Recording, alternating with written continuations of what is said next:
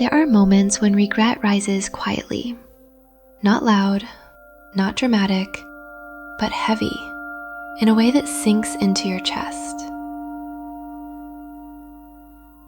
A memory appears, and before you can breathe, a voice whispers, "If only you had done better.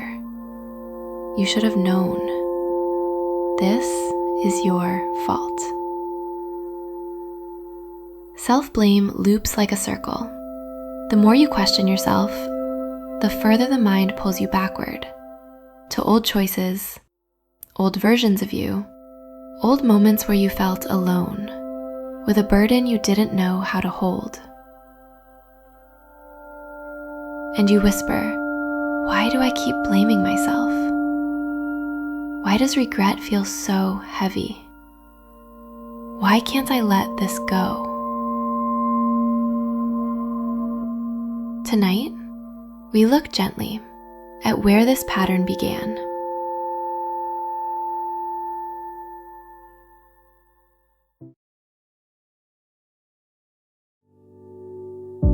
The Buddha taught that suffering begins when the mind clings to old stories, old mistakes, old expectations, and old identities we have long outgrown. Self-blame is a form of clinging. Clinging to regret. Clinging to responsibility that was never fully yours. Clinging to the belief that suffering will somehow make the past right. The first truth: there is pain here. The second truth: the pain becomes suffering because the mind keeps repeating the same story about what happened. Pain is what happened. Suffering is the repetition. The third truth: suffering loosens when clinging loosens. The fourth truth: freedom begins not by erasing the past, but by understanding it with compassion. Self-blame is not the truth. It is the tightness around the truth.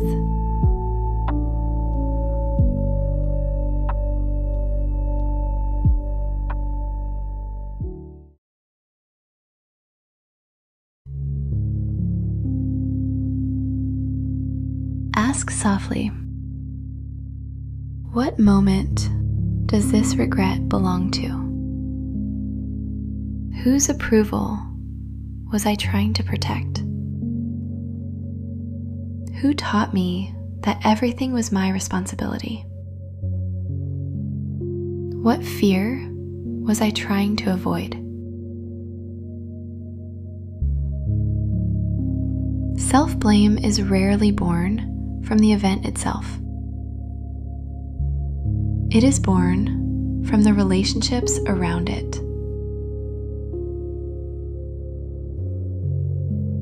Sometimes regret begins in childhood, where being the responsible one kept the peace.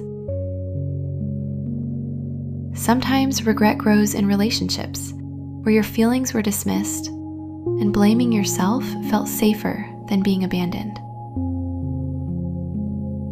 Sometimes regret is shaped by perfectionism, the belief that you must be flawless to be loved. Sometimes regret grows from fear of disappointing someone, fear of conflict, fear of being misunderstood. Many people blame themselves not because they were wrong, but because self-blame felt safer than confronting someone else's anger or distance. And sometimes regret appears because the person you are today finally sees what your younger self could not yet understand. Regret is not punishment. It is your wisdom outgrowing your past.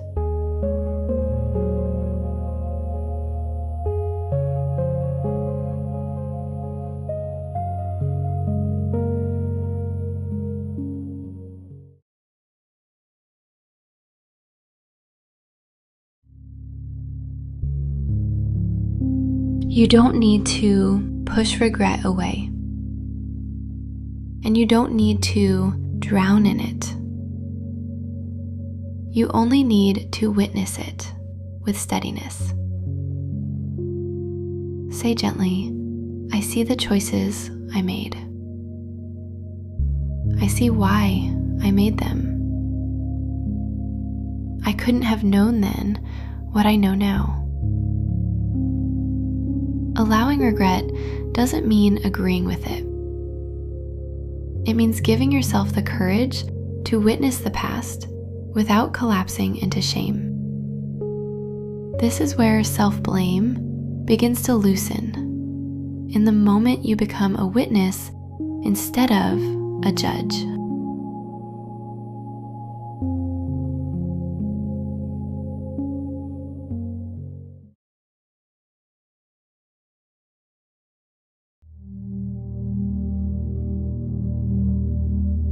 Tonight, open your notebook and write, what regret keeps returning to me? Let the truth come gently. Then write, what did I need back then that I did not have? Maybe I needed support. I needed safety. I needed guidance. I needed someone to hear me. I needed time. I needed permission to be human. Place your hand over your heart and tell the younger you, you did the best you could with what you knew. I will not punish you for how you survived. Then write, what can I release now that never belonged to me? And finally, I understand you now. You don't have to carry this alone. This is not forgetting the past. This is releasing the weight around it.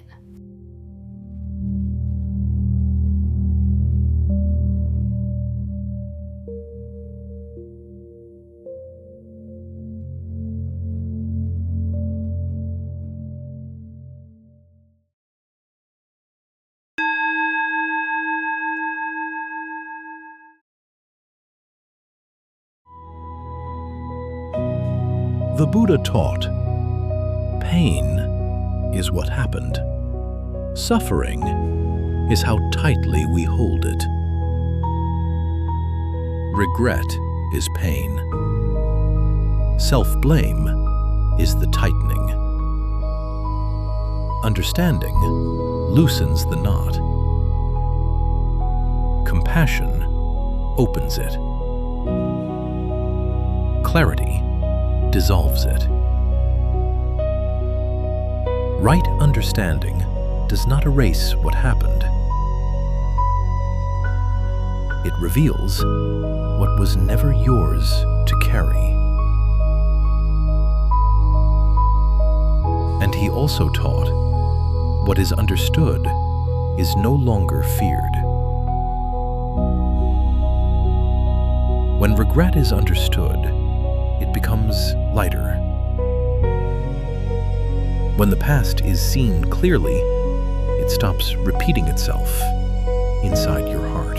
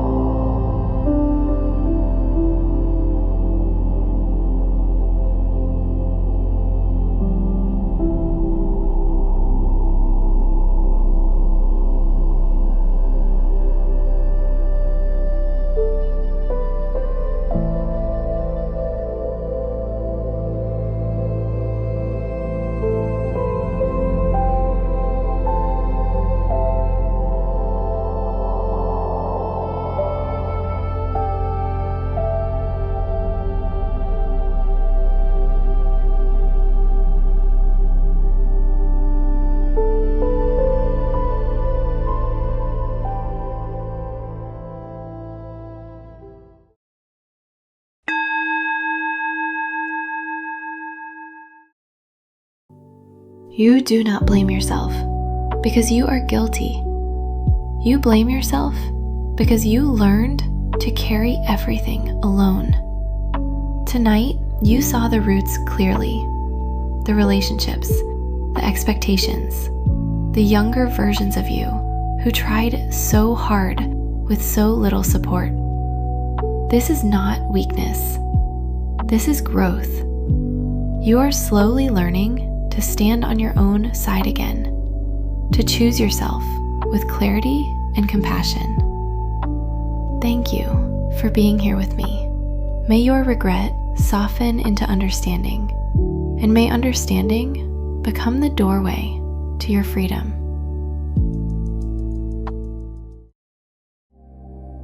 If this session helped you breathe a little easier, please subscribe. Let's continue this deeper journey together.